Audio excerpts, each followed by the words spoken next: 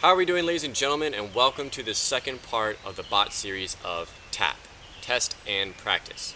Previously, I talked about gear. That link will be right here if you want to look at that.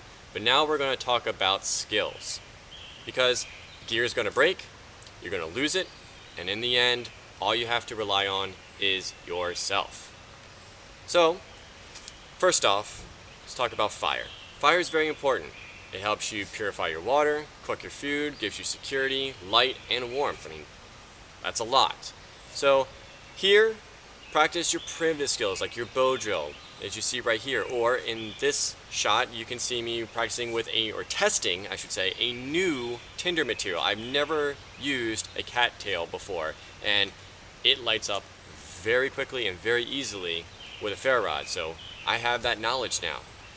Also, you'll see me using my lens first on a tinder tube and now on a piece of punky wood, because I'm testing out which types of punky wood work best with the lens, because not all of them are created equal. And when you really need that fire, you really want to get the right stuff, the right time, the first time. Now let's move over to knots. I know, knots are kind of boring, but they are very important. Now, I'm not just talking about your bow lines and your hitches and your square knots and things like that. I'm also talking about your fishing knots, tying your fishing line and your hook knots. I'm also talking about your suture knots if you have to stitch yourself up. So, a little bit of outside the box there. So, I will just take a piece of rope and I'll wrap it around a pole in my backyard, and I will practice different knots on my own. Here I'm practicing a knot that I learned from Survivor Man that I use a ton because it's super useful with my rainfly. Now, navigation. I know we have GPS, we have maps, maps get lost, GPS gets lost, sometimes it might not work, we don't know what type of a bug out situation it's in, you might not be able to get a signal, or the batteries die. The compass is going to work very well. You're also not going to have the sun. But practice with the sun, practice without the sun. Practice using stars.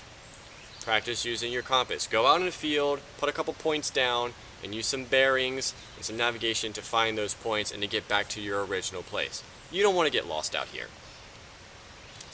Now, let's move over to food. And what I mean by food, I mean practice identifying your wild edibles. Your berries, your leaves, your nuts, things like that, because you don't want to get sick stomach. And also practice your primitive traps, your figure 4 deadfall, or using your fishing traps.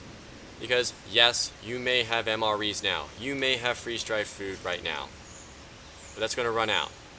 And even though you may have tons of water, you're going to get hungry, and in the end, you're going to put some meat on that table. So again, just a few examples of some skills that you should be practicing during your, let's say, downtime at home, or even when you're out on your adventure. So I hope you've enjoyed this B.O.T. Please do subscribe for more B.O.Ts and Bug Out Boy episodes on the way.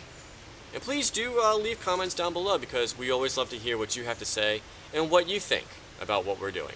So have a great day.